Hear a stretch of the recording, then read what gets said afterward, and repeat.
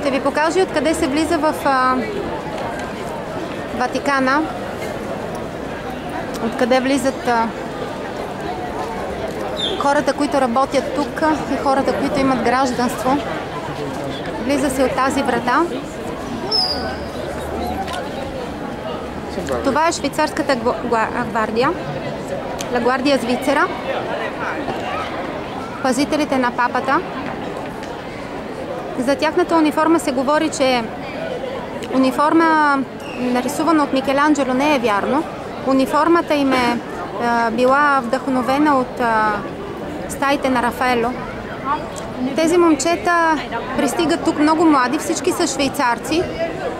Първата трудност, която посрещат, е езика. Трябва да учат езика много бързо, за кратко време. По цял ден стоят в една поза като восъчни статуи. Това е голяма трудност за тялото.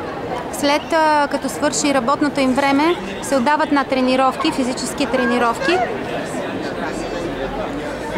Най-често обясняват, дават информации на хората. Те са първите, които хората питат, които хората виждат и трябва добре да говорят езика. Освен тях е предвидена и жандармерията. Там в далечината се вижда колата на жандармерите. Така се казва, от векове жандармери. Всички са с италианско гражданство, дори казват, че не е задължително, но в момента всички са с италианско гражданство. Вътре във Ватикана има оперативна зала с монитори. По официални данни, камерите, фотокамерите навсякъде в Ватикана са 650.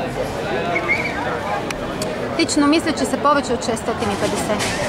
Наблюдават всяко едно ъгълче, за да може бързо да се намесят, ако някой човек на някой му преуше, стане му зле, за да може да се намесят, или пък при терористични актове, ако има такива, ако се съмняват. Арестуват понякога хора за дребни кражби. В музей Ватикани и вътре в базиликата всички творби имат сензори, отразяват на какво разстояние си от творбата.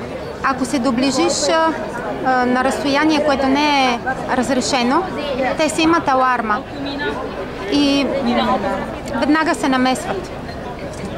Тук вътре знам, че в аптеката, аз не мога да вляза, но който може, в аптеките лекарствата са много по-евтини, отколкото в една аптека в Италия. Униформата им е красива, да. Странна, даже и малко смешна, но такава е, от векове.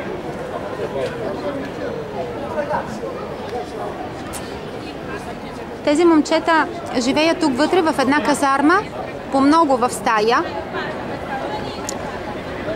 И изискванията са да са швейцарци, да не са женени. Ако някой остане по-дълго време на длъжност, е разрешено и да се ожени.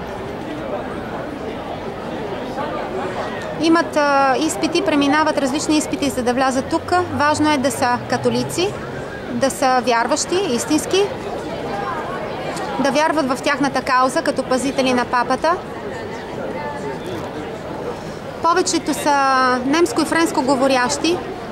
Много малка част от тях са от тази част на Швейцария, в която езика е италиански. Надявам се да ви е харесало видеото. Поздрави на всички! Както винаги, целувки!